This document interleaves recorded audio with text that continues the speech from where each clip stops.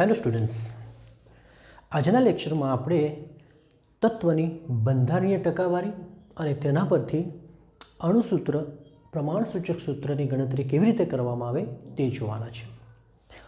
પ્રથમ તો તત્વની બંધારણીય ટકાવારી શું છે? તો આપણે જે અણુસૂત્ર બનાવીએ, જેમ કે પાણીનું અણુસૂત્ર શું બને? બોલો, પાણીનું અણુસૂત્ર શું બનશે? H2O. શું બનશે? H2O. તો આ જે અણુસૂત્ર છે એ બન્યું કઈ રીતે? કઈ રીતે ખબર પડી કે પાણીના એક અણુમાં હાઇડ્રોજન 2 હોય તો ઓક્સિજન 1 હોય? તો આ અણુની સંખ્યા એ એના દળ પ્રમાણ પરથી મળે છે. કયા પ્રમાણ પરથી? દળ પ્રમાણ પરથી. આપણે શીખી ગયા છીએ નિશ્ચિત સંરચનાનો નિયમ કે સંયોજન કોઈ પણ રીતે બને તેમાં રહેલા ઘટક તત્વોનું દળ પ્રમાણ નિશ્ચિત હોય છે. તમને ખ્યાલ છે કે પાણીમાં હાઇડ્રોજનનું દળ જો 1 હોય તો તેની સાપેક્ષમાં ઓક્સિજનનું દળ કેટલું હોય છે? 8. 1:1:8. 1:8ના પ્રમાણમાં જ હોય છે. તો આ દળ પ્રમાણ કઈ રીતે ખબર પડે? કોઈ અજ્ઞાત સંયોજન મળે, આપણે કોઈ અજ્ઞાત સંયોજન બનાવ્યું હોય, હવે આપણે એમાં રહેલા તત્વો ખબર હોય પણ એ તત્વો કયા પ્રમાણમાં છે એ ખબર ન હોય, તો આપણે કેવી રીતે એ તત્વોનું સૂત્ર બનાવીએ? તો એ તત્વનું સૂત્ર બનાવતા પહેલાં તમારે એ તત્વ, એ સંયોજનમાં રહેલા બધા જ તત્વોની ટકાવારી એટલે કે દળ ટકાવારી જાણવી પડે. તો દળ ટકાવારીની ગણતરી કઈ રીતે થાય તે આપણે જોવાના છે. તો કોઈપણ તત્વની બંધારણીય ટકાવારી એટલે કે દળ ટકાવારી કેવી રીતે ગણવામાં આવે? તો જે તત્વની દળ ટકાવારી શોધવી હોય તે તત્વની દળ ટકાવારી બરાબર શું સૂત્ર છે કે તત્વનું દળ અને એ તત્વ જે સંયોજનમાં છે એ સંયોજનનું દળ ગુણ્યા 100. ફરી પાછા, કોઈ પણ તત્વની દળ ટકાવારી કઈ રીતે નક્કી કરવામાં આવે? તો જે સંયોજનમાં એની દળ ટકાવારી શોધવાની છે એ સંયોજનમાં રહેલા તત્વનું દળ ભાગ્યા સંયોજનનું દળ. આ સૂત્રની મદદથી આપણે તત્વની ટકાવારી શોધી શકીએ. આપણે આ ઉદાહરણ લઈશું કોનું? પાણીમાં રહેલા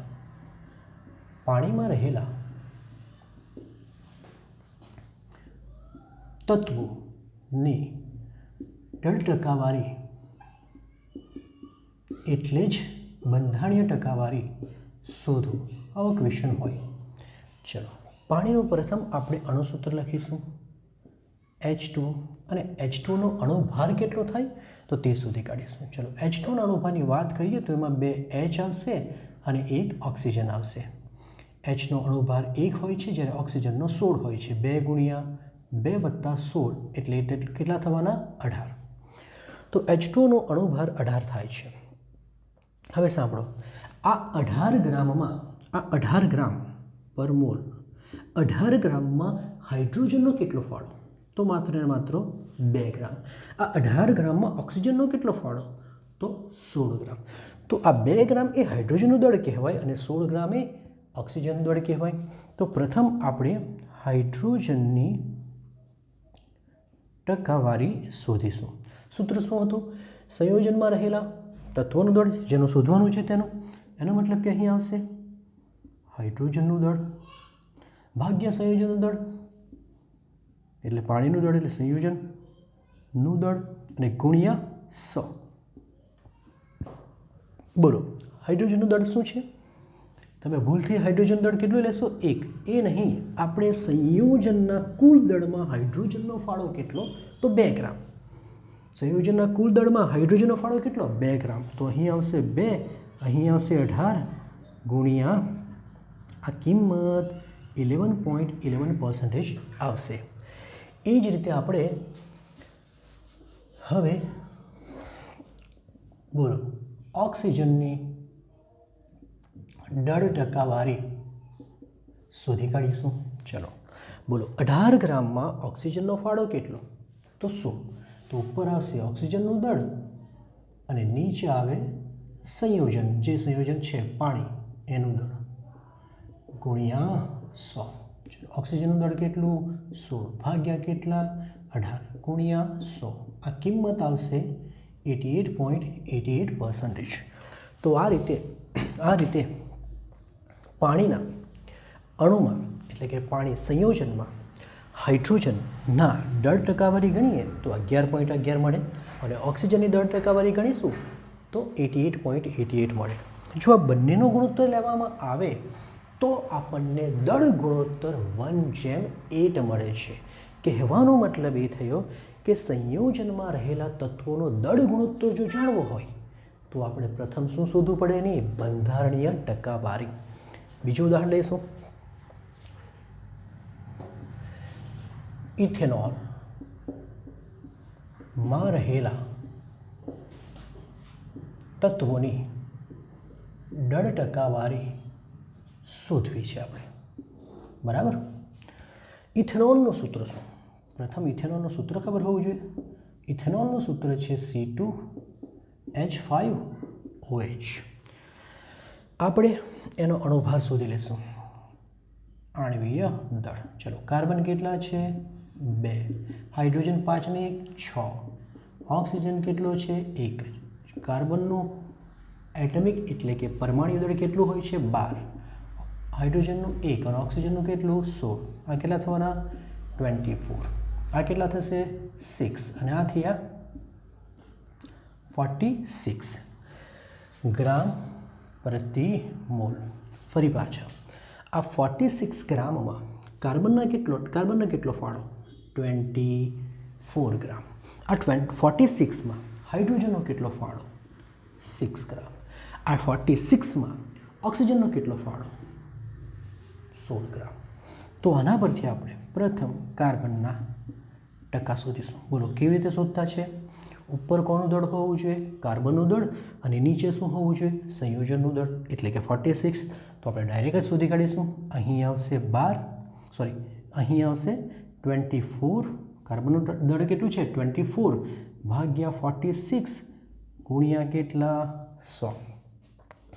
આ જવાબ 52.17ની આસપાસ આવશે.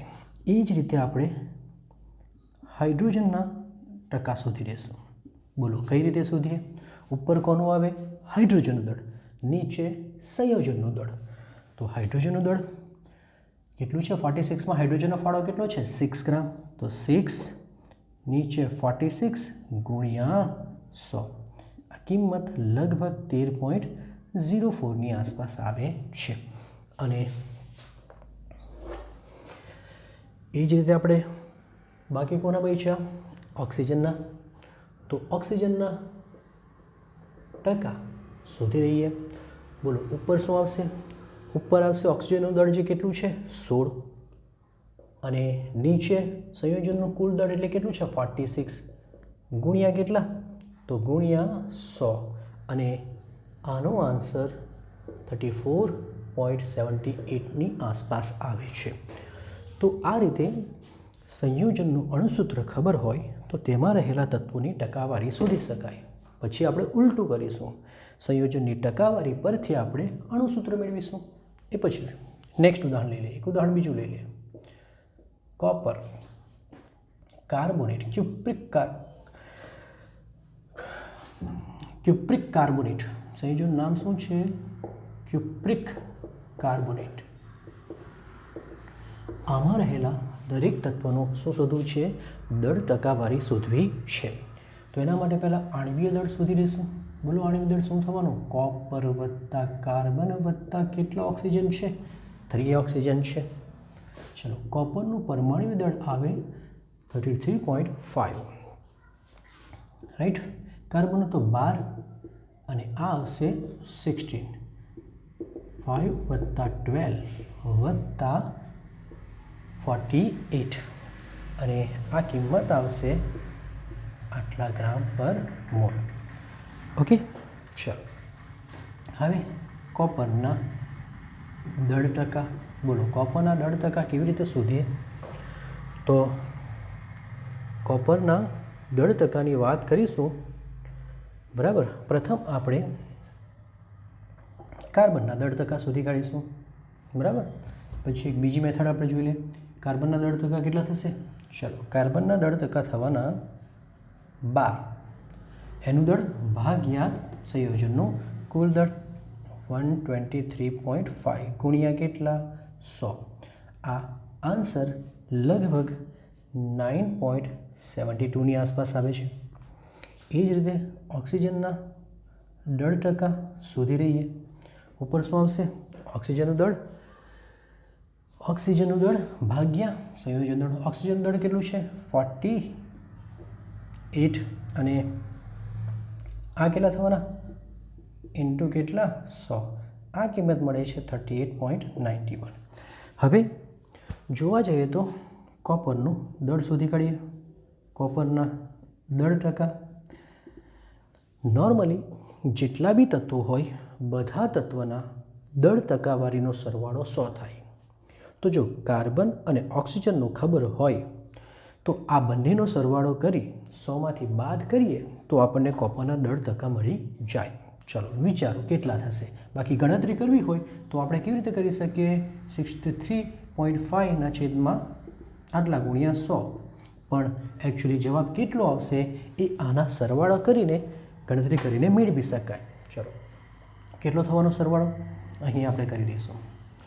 38.91 અને 9.72, તો 3 આ થવાના,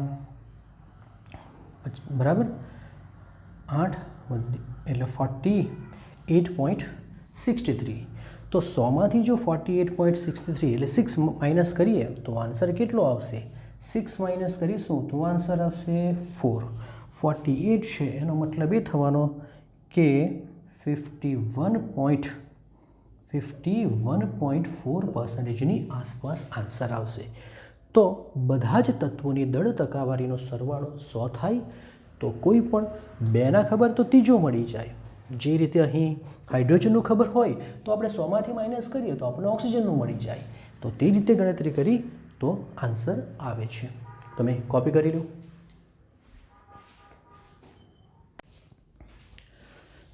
નેક્સ્ટ ટોપિક છે આપણું આણ્વીય સૂત્ર અને પ્રમાણસૂચક સૂત્ર. પ્રમાણસૂચક સૂત્રને જ કહેવામાં આવે મોલ પ્રમાણ સૂત્ર. હવે પ્રથમ તો આ બંને સૂત્રમાં શું ફરક છે? કોને કહેવાય આણ્વીય સૂત્ર અને કોને કહેવાય પ્રમાણસૂચક સૂત્ર? તો પ્રથમ આપણે પ્રમાણસૂચક સૂત્ર શું છે તે જોઈએ. ત્યારબાદ આણ્વીય સૂત્ર શું છે? તો પ્રમાણસૂચક સૂત્ર એ સંયોજનનું સાદામાં સાદું સૂત્ર છે. આ સૂત્ર માત્ર ને માત્ર સંયોજન કયા તત્વનું બનેલું છે અને એ તત્વ કયા ગુણોત્તરમાં છે એ બતાવે. તો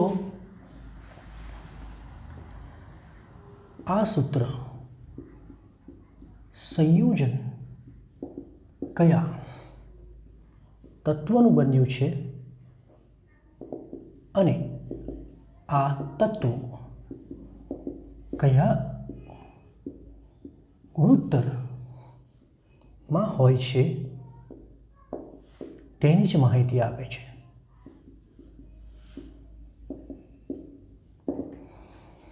જેમ કે ગ્લુકોઝનું પ્રમાણસૂચક સૂત્ર CH2O છે.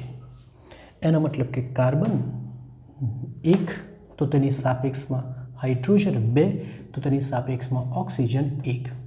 કહેવાનો મતલબ અહીં ગ્લુકોઝના એક અણુમાં કેટલા કાર્બન છે, કેટલા હાઇડ્રોજન છે, કેટલા ઓક્સિજન છે એ ખબર પડતી નથી આ સૂત્રથી, પ્રમાણસૂચક સૂત્રથી. પરંતુ એટલું ખબર પડે છે કે ગ્લુકોઝ કોનો બન્યો છે, કાર્બન, હાઇડ્રોજન, ઓક્સિજન, અને એમના દળ પ્રમાણ 1:2:1 છે. તો આટલી માહિતી મળે. તે જ રીતે આણ્વીય સૂત્રની વાત કરીએ. આણ્વીય સૂત્ર એ પ્રમાણસૂચક સૂત્ર કરતાં વધુ મોટું અને વધુ સારી માહિતી આપે છે. શું? આણ્વીય સૂત્ર એટલે કે આ સૂત્ર સંયોજન ના એક અણુમાં દરેક તત્વોની સંખ્યા દરેક તત્વની ચોક્કસ સંખ્યા દર્શાવે, દરેક તત્વની ચોક્કસ સંખ્યા દર્શાવે છે. જેમ કે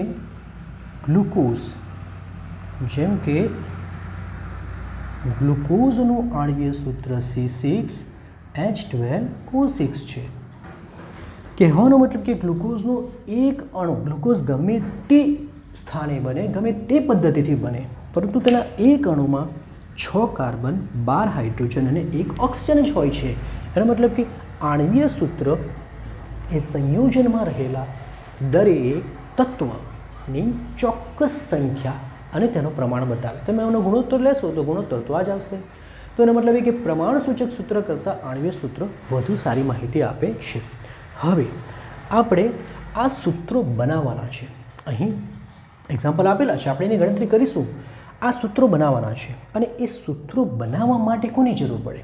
તો એ સૂત્ર બનાવવા માટે આપણને બંધારણીય ટકાવારીની જરૂર પડે, જે આપણે જોઈ ગયા. આ બંધારણીય ટકાવારી જો ખબર હોય તો આપણે સ્ટેપ બાય સ્ટેપ પ્રથમ પ્રમાણસૂચક સૂત્ર મેળવીશું અને ત્યારબાદ આણ્વીય સૂત્ર મેળવીશું.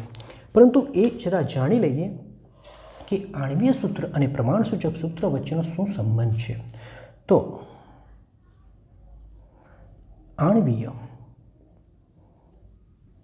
આણ્વીય સૂત્ર બરાબર n ગુણ્યા પ્રમાણસૂચક સૂત્ર.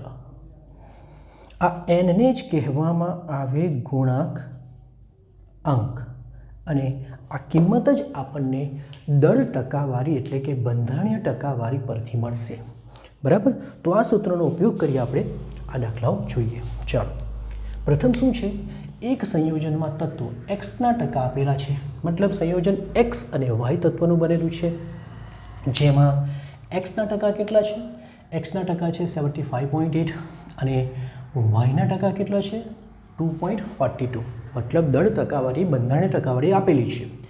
એક્સ અને વાયના પરમાણ્વીય દળ પણ અનુક્રમે આપેલા છે 24 અને 16. તો એનું માત્ર ને માત્ર પ્રમાણસૂચક સૂત્ર એટલે જ કે મૂળ પ્રમાણ સૂત્ર શોધવા કહે છે. ચાલો, હવે આ દાખલાની ગણતરી બહુ જ સરળ છે. એના માટે તમારે એક કોષ્ટક બનાવવાનો રહેશે.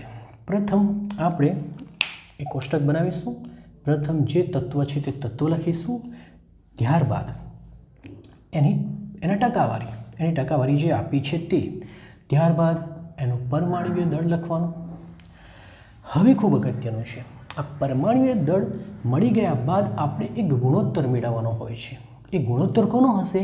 તો ટકાવારી ભાગ્યા પરમાણ્વીય દળ, એ ગુણોત્તર મેળવવાનો.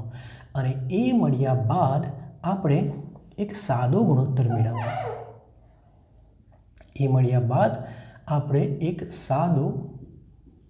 ગુણોત્તર મેળવીશું. તો આટલા આપણે સ્ટેપ જોવાના છે.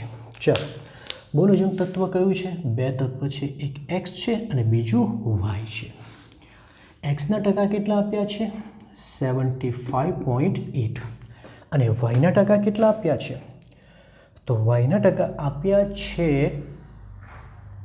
2.42. એક્સ તત્વનું પરમાણ્વીય દળ કેટલું છે? અનુક્રમે 24. વાય તત્વનું પરમાણ્વીય દળ કેટલું છે? 16. ખૂબ અગત્યનો ગુણોત્તર કોનો છે? ટકાવારી અને પરમાણ્વીય દળ. ટકાવારી 75.8 ભાગ્યા 24. તે રીતે અહીંયા શું આવશે? 2.42 ભાગ્યા 16.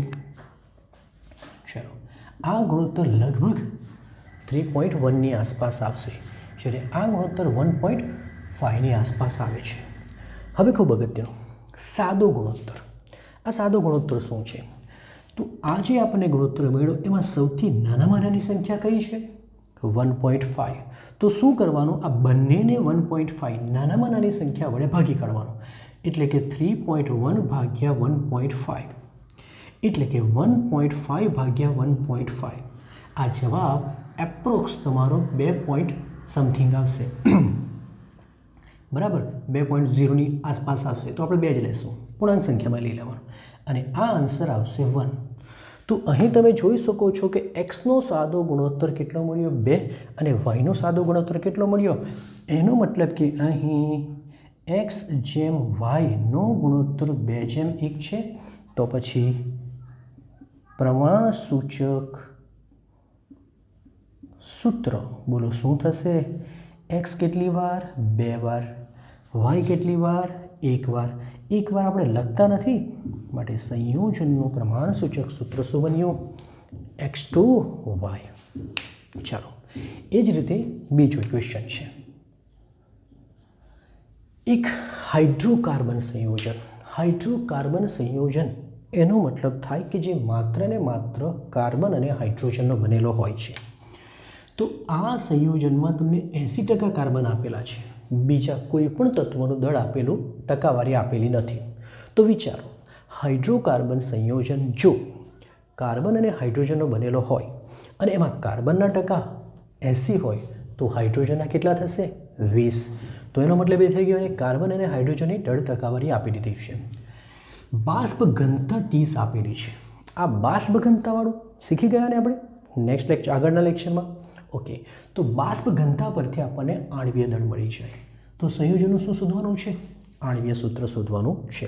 પ્રથમ આપણે બાષ્પ ઘનતાનો ઉપયોગ કરી આણ્વીય દળ મેળવી દઈએ. યાદ કરો આણ્વીય દળ બરાબર શું હતું 2 ગુણ્યા બાષ્પ ઘનતા. તો અહીં તો બાષ્પ ઘનતા 30 આપેલી છે એટલે તમારું આણ્વીય દળ કેટલું મળશે 60 ગ્રામ પ્રતિ મોલ. ચાલો ફરી પાછા ટેબલ બનાવી દઈશું.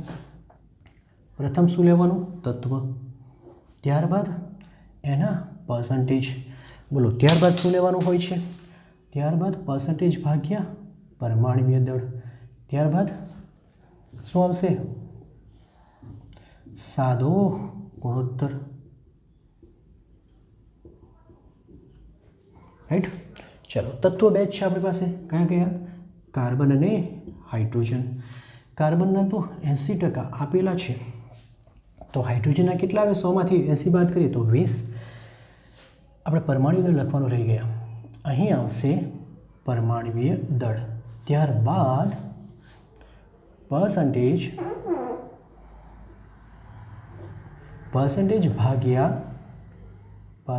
ભાગ્યા પરમાણ્વીય દળ અને પછી આવશે સાદો ગુણોત્તર. ઠીક છે. ચાલો કાર્બનનું પરમાણુ દળ કેટલું આવે 12, હાઇડ્રોજનનું કેટલું આવે 1. બોલો ગુણોત્તર કોનો ટકા ભાગ્યા પરમાણ્વીય દળ. તો 80 ભાગ્યા કેટલા થશે 12 અને અહીં 20 ભાગ્યા કેટલા થવાના 1. 80 ભાગ્યા 12 તમારા 6.666 આવે છે અને આ તો આન્સર આવશે 20 જ. બોલો હવે આ બંનેમાં નાનામાં નાની સંખ્યા કઈ? તો આ બંનેમાં નાનામાં નાની સંખ્યા 6.66 છે.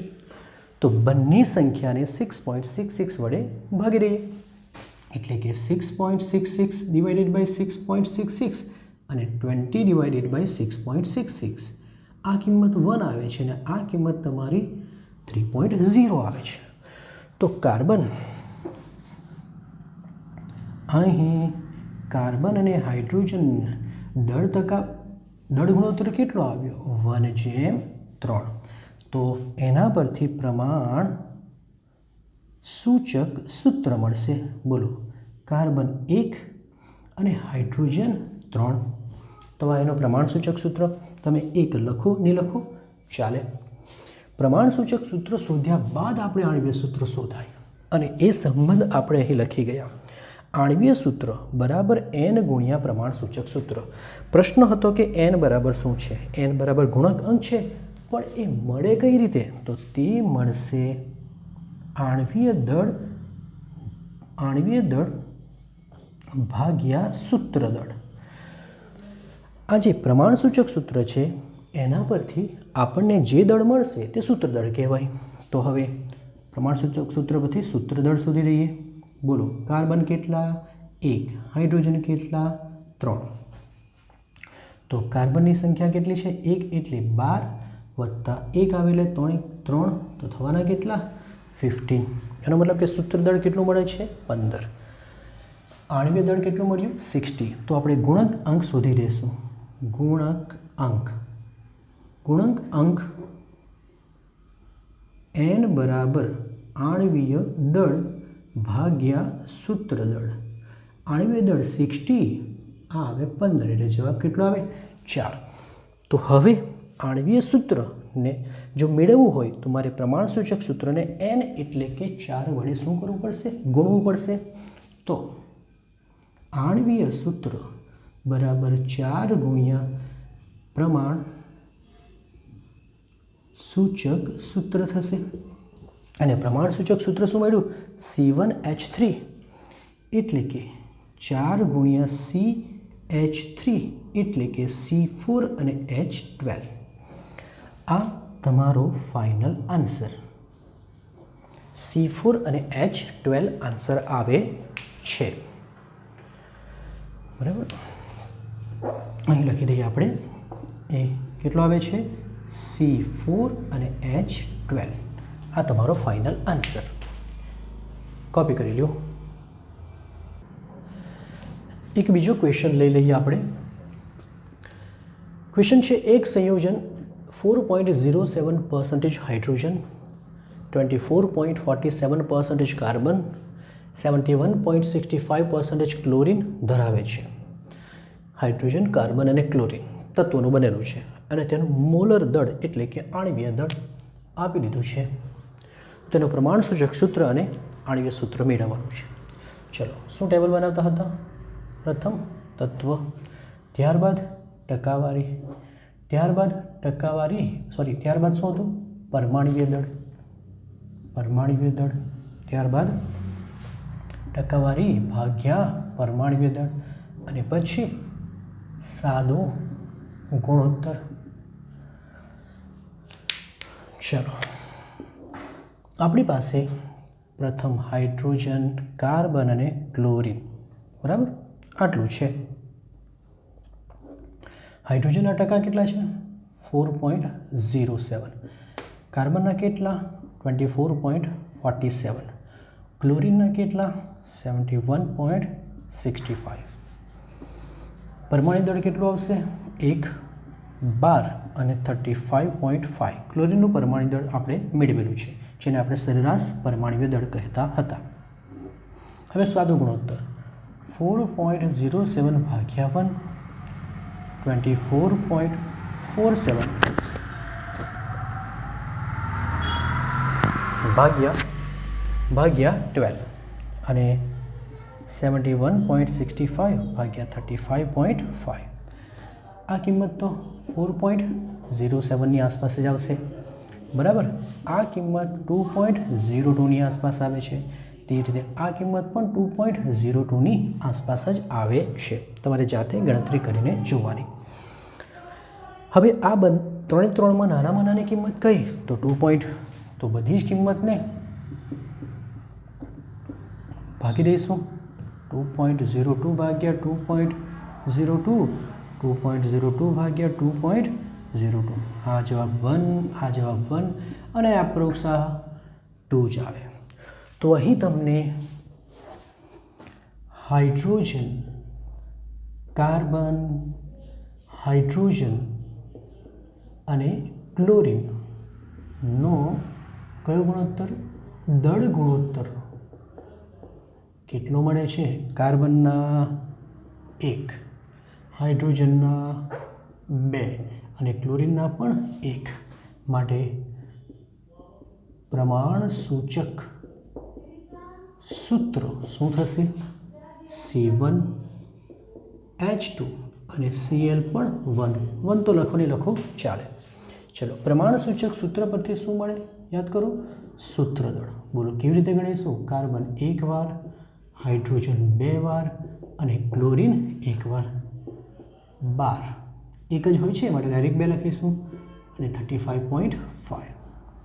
આ કિંમત 49.5ની આસપાસ આવશે ગ્રામ પ્રતિ સૂત્ર. બોલો શું શોધવું પડશે? ગુણાંક અંક કેવી રીતે શોધવામાં આવે? યાદ કરો, ગુણાંકનું સૂત્ર શું હતું? આણ્વીય દળ એટલે કે મોલર દળ ભાગ્યા સૂત્ર દળ. મોલર દળ એમણે આપેલું છે 98.96 અને આ થયા 49.5. જવાબ આવશે 1.999. કેટલું જ કહી શકાય? 2 જ કહેવાય. તો n મળી ગયા. હવે આણ્વીય સૂત્ર બરાબર શું હતું? n ગુણ્યા પ્રમાણ સૂચક સૂત્ર એટલે કે 2 અને પેલું સૂત્ર છે C1H2Cl1. 2 ગુણ્યા 1 2 થશે, 2 ગુણ્યા 2 4 અને 2 ગુણ્યા 1 2. તો આ તમારો જવાબ. આણ્વીય સૂત્ર આ મળે છે. કોપી કરી લો.